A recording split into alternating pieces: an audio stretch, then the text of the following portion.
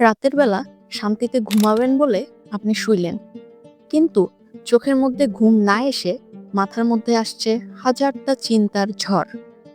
রাত যত গভীর হয় তত এই চিন্তাগুলো প্রবল হয়ে আপনার মানসিক চাপ বাড়ায়, তাই না? এটাকে বলা হয় মেন্টাল ক্লাটার, যা আমাদের মানসিক চাপের অন্যতম একটি কারণ। তাই আজকে আমরা এই মানসিক চাপ কমিয়ে মেন্টালি সুস্থ থাকার 4টা ইফেক্টিভ টেকনিক সম্পর্কে জানব। Number 1, brain dumping. এটি এই মেন্টাল ক্লাটার থেকে বের হওয়ার একটি টেকনিক। আপনাকে তেমন কিছু করতে হবে না, জাস্ট একটা খালি কাগজ নেন আর আপনার মাইন্ডে ওই মুহূর্তে যা কিছু আসছে সেটা লিখে ফেলেন। কোনো কিছু বাদ দিবেন না বা হাইড করবেন না। লেখা খারাপ হবে হোক, বানান ভুল হবে হোক, আপনি এটা পেপারে ছাপাবেন না। তাই ওসব নিয়ে না ভেবে যা মনে আসছে লিখেন। আর আমরা যখন এই মেন্টাল ক্লাটারে ভুগি তখন চিন্তাগুলো একটা লুপ আকারে চলতে থাকে, অর্থাৎ একটা চিন্তাই বারবার বারবার করে আসে। তাই আপনি যখনই এই ব্রেইন ডাম্পিং করবেন, অর্থাৎ একটা কাগজ নিয়ে লিখবেন সবকিছু, তখন এই লুপটা ভেঙে যাবে এবং আপনি মেন্টালি অনেক হালকা ফিল করবেন। Number 2, information diet. Junk food যেমন আমাদের শরীরের জন্য ক্ষতিকর, তেমনি জাঙ্ক ইনফরমেশনও আমাদের মাইন্ডের জন্য অনেক ক্ষতিকর। আর সারাদিন আনইউজফুল আননেসেসারি ইনফরমেশন প্রসেস করতে করতে আমাদের ব্রেইন ক্লান্ত হয়ে পড়ে। তাই control what you feed your mind. Information diet করার জন্য কম দরকারি নিউজ, আননেসেসারি কন্টেন্ট যেগুলো আপনার কোনো কাজের না, এগুলো বাদ দিয়ে ইউজফুল কন্টেন্ট যেগুলো আপনাকে ডেভেলপ করবে, আপনার কাজে লাগবে এমন কন্টেন্ট দেখেন, লাইক এই চ্যানেলের ভিডিও। আর সোশ্যাল মিডিয়া চালানোটা যতটা সম্ভব কম করেন। Number 3, don't take things personally. দেখেন, 90% সময় মানুষের প্রতিক্রিয়া বা বিহেভিয়ার আসলে তাদের নিজেদের মানসিক অবস্থার প্রতিফলন।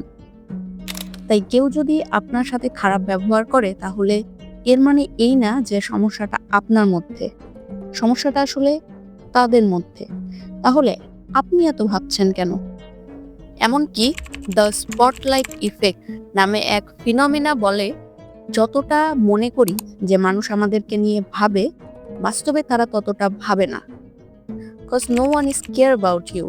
আর এটাই সত্য, আপনার মতো সবাই নিজেদের পার্সোনাল প্রবলেম নিয়ে ব্যস্ত। So don't take things personally. Number 4, সমালোচনায় মন দিবেন না।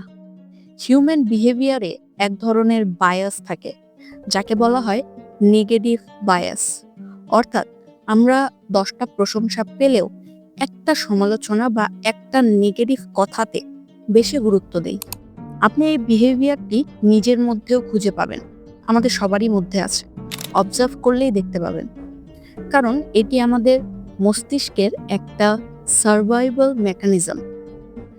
অর্থাৎ আমাদের ব্রেইন প্রবলেম খোঁজে সলিউশন আগে থেকেই রেডি করে নিজেকে সেভ করতে পারে। এটা যখন আমরা জঙ্গলে থাকতাম তখন আমাদের হেল্পফুল হলেও বর্তমান যুগে, বিশেষ করে যখন আপনি স্ট্রেস থাকেন, তখন এটি অনেক ক্ষতিকর আর ডিস্টার্বিং।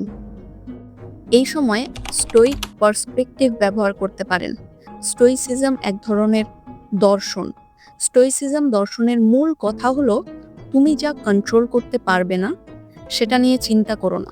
কে কি বললো, কে কি চিন্তা করলো, এগুলো আপনি কন্ট্রোল করতে পারবেন না, তাহলে সেটা নিয়ে অযথা ভাববেনও না। কিন্তু যদি আপনি শিখতে পারেন কোন সমালোচনাটাকে নিতে হবে আর কোনটিকে বাদ দিতে হবে, তাহলে সেটা আপনার গ্রোথের জন্য কাজে লাগাতে পারেন। এখন আপনি কিভাবে বুঝবেন কোনটা নিতে হবে আর কোনটা নিতে হবে না?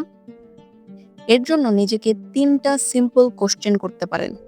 নাম্বার 1, এই সমালোচনাটা সত্যি নাকি শুধু আবেগপ্রবণ? কারণ মাঝে মধ্যে মানুষ আবেগী হয়ে বা আপনাকে জেলাস ফিল করে বিভিন্ন ধরনের সমালোচনা করতেই পারে। তাই আগে সেটা চেক করে নেবেন। নাম্বার 2, এটা কি এমন কারো কাছ থেকে আসছে যার মতামত আপনার জন্য গুরুত্বপূর্ণ? এবং নাম্বার 3, এটা কি আপনাকে উন্নত করতে সাহায্য করবে? যদি ৩টার মধ্যে যেকোনো ২টার আনসার না হয়, তাহলে ওই কথাটি বাদ দিয়ে দেন। তো এই ছিল আজকে আমাদের ৪টি ইফেক্টিভ, ইজি টেকনিক মেন্টালি সুস্থ থাকার জন্য। আশা করছি এগুলো ফলো করলে আপনি মেন্টালি অনেক সুস্থ থাকবেন।